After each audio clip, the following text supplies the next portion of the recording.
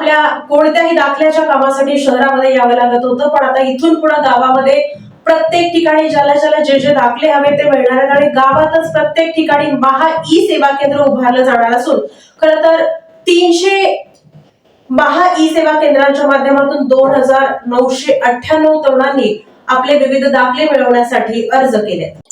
सोलापूर जिल्ह्यातील प्रत्येक गावातील विद्यार्थी नागरिकास गावातच सर्व दाखले मिळावेत या दृष्टीने आता प्रत्येक गावात महा ई सेवा केंद्रे सुरू केली जाणार आहेत। सध्या सोलापूर शहर जिल्ह्यात 1408 महा ई सेवा केंद्रे सुरू असून ज्या गावात केंद्रे नाहीत अशा 330 ठिकाणी आता महा ई सेवा केंद्रे सुरू होणार आहेत।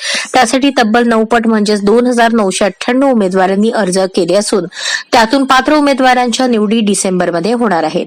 शासकीय नोकर भरतीसाठी नेहमीच एका जागेसाठी 150हून अधिक अर्ज येतात ते नेहमीच पाहायला मिळते, पण सोलापूर जिल्ह्यात आता एका महा ई सेवा केंद्रासाठी 9 उमेदवारांनी अर्ज केले असून आता त्यातून त्या गावातील भागातील स्थानिक रहिवासी किमान 10वी उत्तीर्ण 18 वर्षे पूर्ण आणि आपले सरकार सेवा केंद्र चालक अशा 4 मुद्द्यांवर छाननी होणार आहे।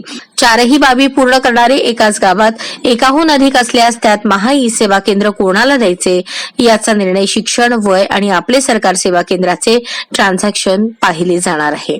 दरम्यान गावातील लोकांना जात प्रमाणपत्र, उत्पन्न प्रमाणपत्र, नॉन क्रिमिलेअर, रहिवासी दाखला याशिवाय प्रांताधिकारी व तहसीलदारांकडून मिळणारी सर्व प्रकारचे दाखले गावातच महा ई सेवा केंद्रातून काढता येतात। त्यासाठी तालुक्याला जाण्याची गरज भासत नाही।